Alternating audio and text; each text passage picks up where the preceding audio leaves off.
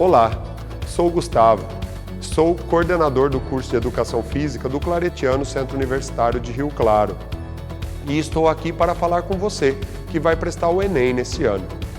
Sabe-se que dormir mal pode acarretar uma série de prejuízos ao desempenho físico e mental do ser humano.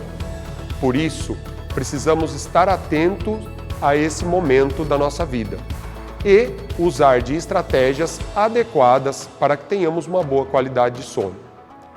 Sabemos também que os pré-vestibulandos nem sempre conseguem ter essa qualidade de sono adequada. E nesse sentido, a prática do exercício físico e da atividade física regulares poderão ser muito úteis para melhorar a qualidade do sono de quem se prepara para prestar o Enem.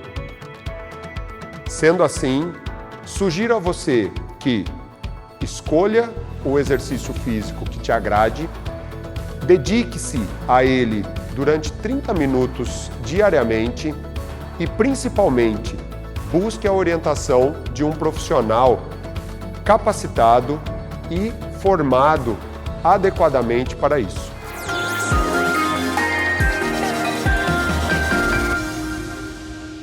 E aí galera, tudo bem? Falta bem pouquinho, hein? Estamos chegando no segundo dia de provas, então vamos estudar mais um pouco para ir bem no domingo. A aula de hoje é com o professor Rodrigo, falando sobre termoquímica. Bora lá?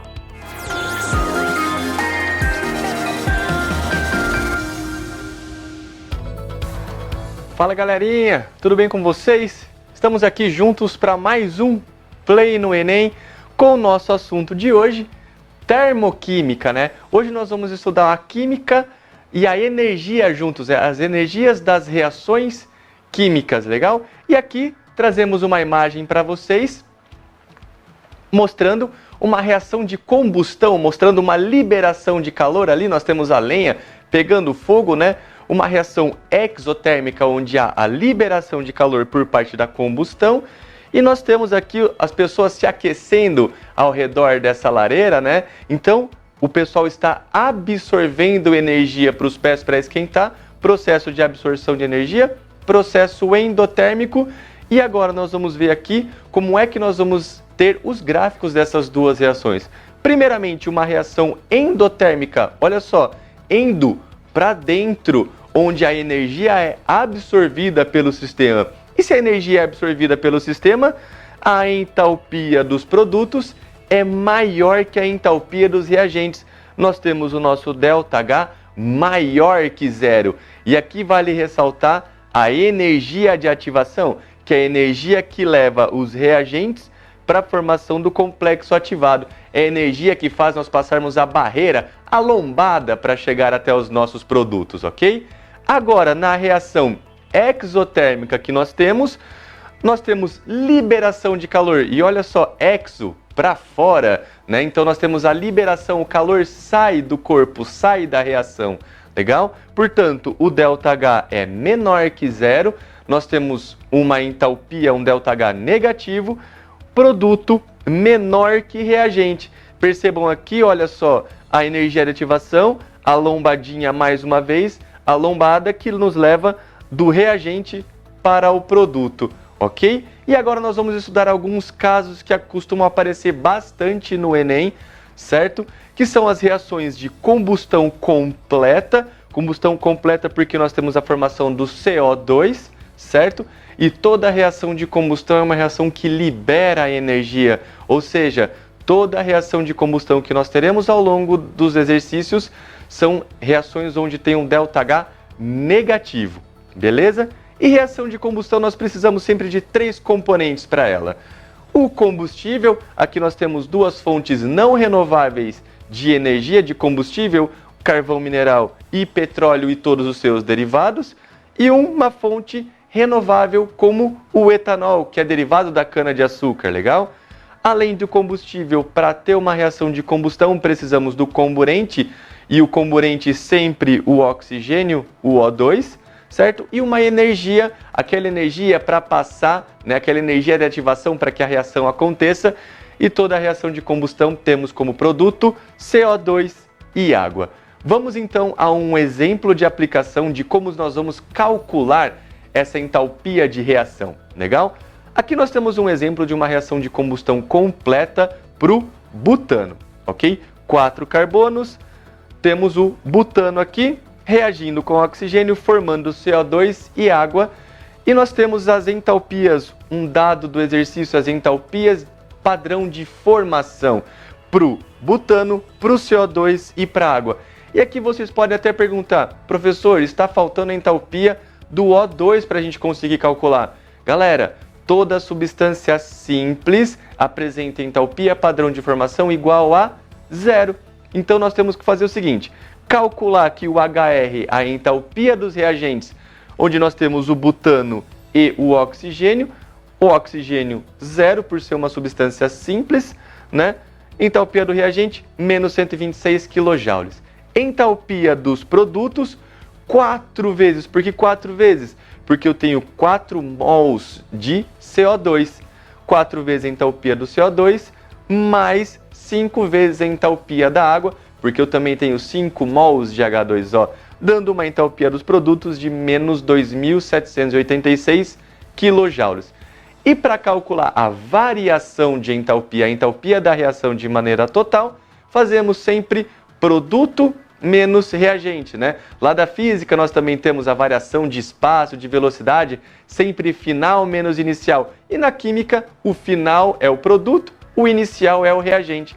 Então nós vamos para o ΔH, HP menos HR, dando um valor de menos 2.660. E aqui eu vou chamar atenção para uma coisa, turma. Cuidado, HP menos HR, o menos com menos ficando mais.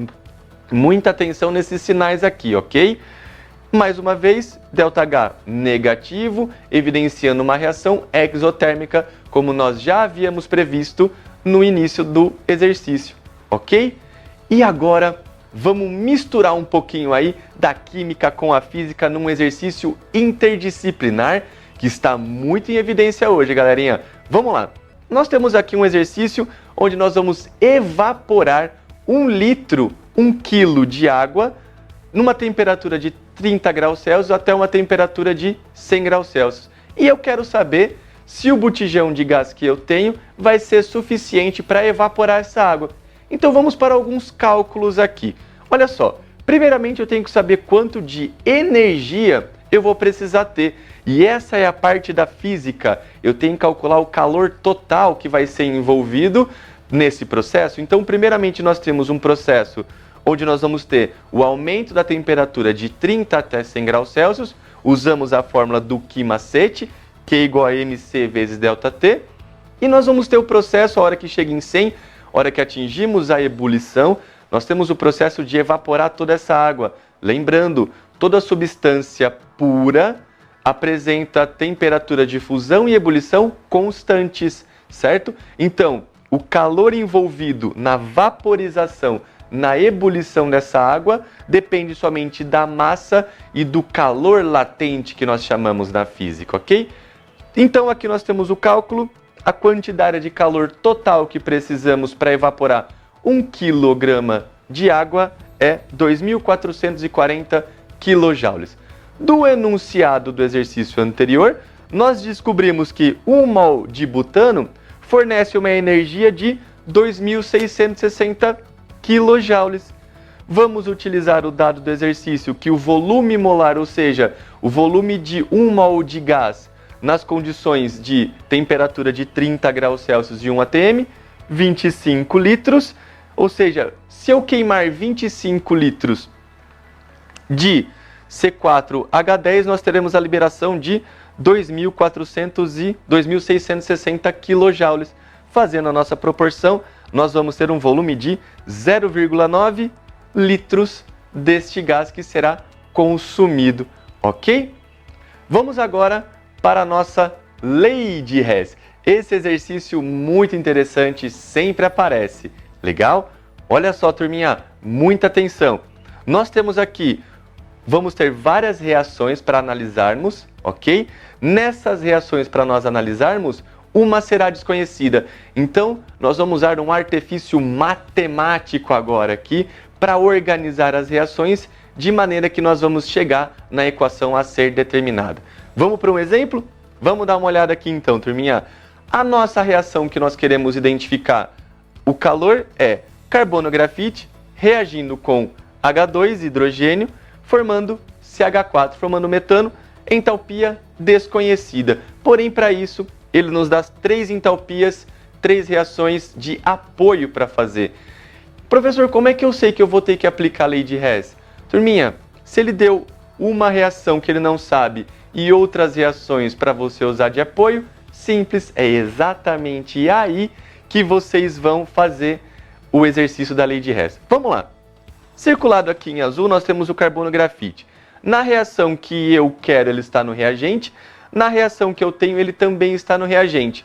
1 mol onde eu quero, 1 mol onde eu tenho. Percebam que eu não preciso fazer nenhuma alteração na primeira reação aqui. Portanto, o ΔH dela é mantido. Continua com menos 94 kJ por mol. Vamos agora para o hidrogênio H2. Está no reagente onde eu quero, está no reagente onde foi dado. Porém, eu quero 2 mol. E na reação que eu tenho somente 1 mol. Percebam que eu preciso multiplicar essa equação 2 por 2, certo? E aí sim eu fico com 2H2 exatamente igual à equação que nós queremos. Portanto, o ΔH2 não vai continuar como menos 68, ele vai passar a ser menos 136 kJ, ok? Agora, para o CH4, eu quero ele no produto, porém eu tenho a informação dele no reagente. Eu vou ter que inverter, jogar esse CH4 lá para o produto, certo? Olha só, invertendo a equação 3 aqui, o CH4 fica no produto, e assim nós temos também que inverter o valor do nosso ΔH. Por quê? Se em um sentido ela é exotérmica, ΔH negativo, no sentido contrário, ela absorve energia, ela é endotérmica, portanto, o ΔH3 fica mais 213. E agora aqui, turma, nós não vamos fazer HP menos HR, mas sim somar ΔH1, ΔH2, ΔH3, para chegar no valor aí de menos 17 kJ por mol, como a entalpia dessa nossa reação que foi solicitada. Certo, galerinha? Pessoal, esse é o nosso conteúdo de termoquímica, muito importante. Fiquem ligados, um excelente vestibular para vocês e boa sorte, pessoal. Até a próxima. Olá, sou o professor Dr. Alexandre Cruz, docente do Claretiano Centro Universitário de Rio Claro, no curso de graduação em Pedagogia, licenciatura. Um curso que prepara um profissional para atuar como professor na educação básica, especialmente na educação infantil e no ensino fundamental, anos iniciais. Pode ser ainda coordenador pedagógico e diretor de escola.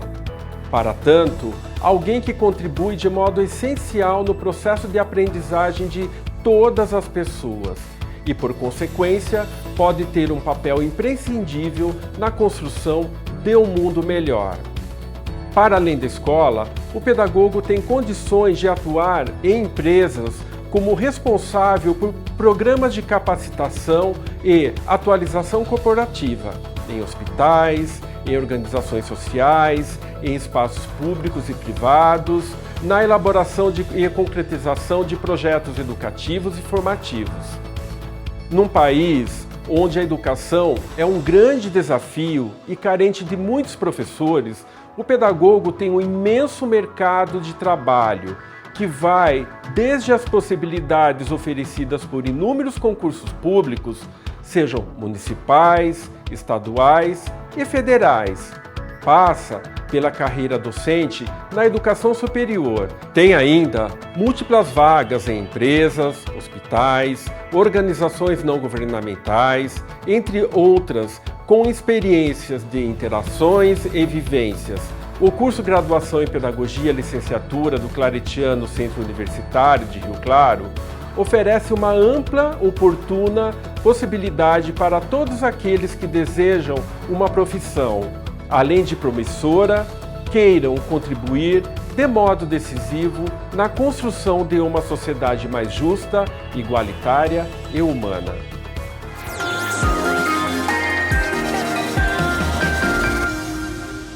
Pessoal, por hoje é isso, mas só para lembrar, no dia 24 de novembro serão divulgados os gabaritos das duas provas, hein? O importante agora é ter uma rotina saudável para chegar preparado no domingo. Então, bons estudos e até amanhã!